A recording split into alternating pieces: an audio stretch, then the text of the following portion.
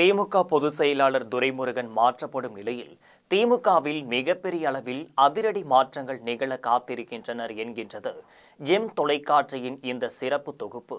அது என்ன என்பதை விரிவாக பார்க்கலாம்.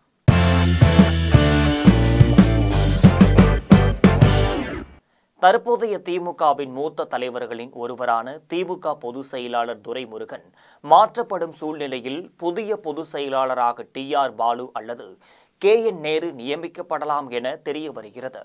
புதிய திமுக பொருளாளராக ஏவாவேலு நியமிக்கப்படலாம் என்றும் சொல்லப்படுகிறது.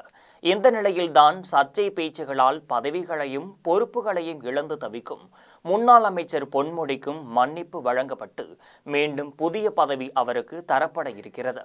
முன்னாள் அமைச்சர் பொன்முடி பதவி நீக்கத்தால் விழுப்புரம் மாவட்ட திமுகவில் மிகப்பெரிய கலைபரம் நடந்து வருகிறது. அங்கு மாவட்ட பொறுப்பாளர் பதவியில் இருக்கும் லட்சுமணன் தற்பொழுது கொடிகட்டி பறந்து வருகிறார். இதனால் அங்கு உள்குத்து பணிகள் அதிவேகமாக நடைபெற்று வருகின்றனர். இதற்கிடையே தன்னை மன்னித்துக் கொள்ளும்படி பொன்முடி கேட்டுக்கொண்டதால் அவருக்கு மீண்டும் பதவி வழங்கலாம் என முதலமைச்சர் மு.க. ஸ்டாலின் முடிவெடுத்திருப்பதாக தெரிகிறது. இதனைத் தொடர்ந்து துணை முதலமைச்சராக இருக்கும் உதயநிதி ஸ்டாலினுக்கு துணை பொதுச் செயலாளர் பதவி வழங்கவும் திட்டங்கள் தீட்டப்பட்டு வருகின்றனர்.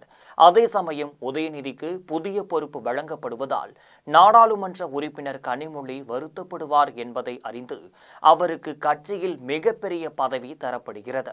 இதற்கு முன்னோட்டமாக அறிவாலயத்தில் கனிமொழிக்காக தனி அறை ஒதுக்கப்பட்டு தினமும் அவர் அறிவாலயம் வந்து செல்கிறார்.